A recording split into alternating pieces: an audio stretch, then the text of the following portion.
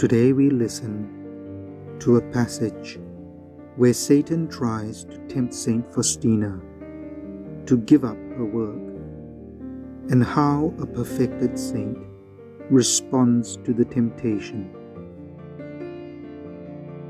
We read in paragraphs 1496 to 1499. Today, since early in the morning, my soul has been in darkness. I cannot ascend to Jesus, and I feel as though I have been forsaken by Him. I will not turn to preachers for light, because I know that they will not enlighten me if Jesus wills to keep me in darkness. I submit myself to His holy will and suffer. Still, the struggle is becoming more and more desperate. During Vespers, I wanted to unite myself with the sisters through prayer. When I went, in my thoughts, to the chapel, my spirit was plunged into even greater darkness. Total discouragement came over me.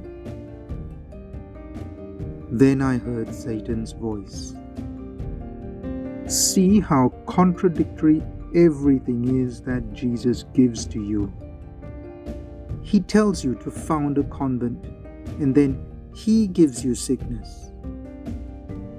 He tells you to set about establishing this feast of mercy, while the whole world does not at all want such a feast. Why do you pray for this feast? It is so inopportune. My soul remained silent and, by an act of will, continued to pray without entering into conversation with the spirit of darkness. Nevertheless, such an extraordinary disgust with life came over me that I had to make a great act of the will to consent to go on living. And again I heard the tempter's words, ask for death for yourself tomorrow after Holy Communion. God will hear you, for He has heard you so many times before and given you that which you asked of Him. I remained silent, and by an act of will, I began to pray, or rather, submitted myself to God, asking Him interiorly not to abandon me at this moment.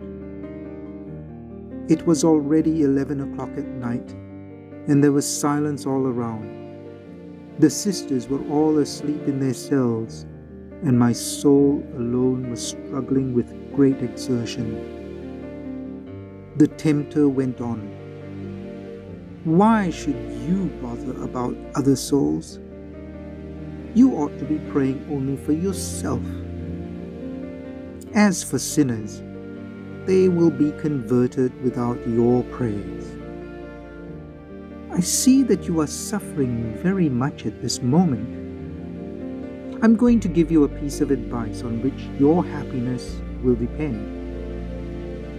Never speak about God's mercy, and, in particular, do not encourage sinners to trust in God's mercy because they deserve a just punishment.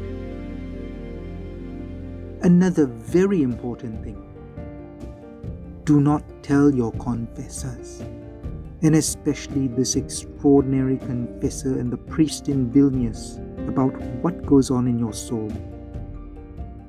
I know them. I know who they are. And so I want to put you on your guard against them. You see, to live as a good nun, it is sufficient to live like all the others. Why expose yourself to so many difficulties? I remained silent, and by an act of will, I dwelt in God although a moan escaped from my heart. Finally, the tempter went away, and I, exhausted, fell asleep immediately. In the morning, right after receiving Holy Communion, I went immediately to my cell, and falling on my knees, I renewed my act of submission in all things to the will of God. Jesus, I ask you, give me the strength for battle. Let it be done to me according to your most holy will. My soul is enamored of your most holy will.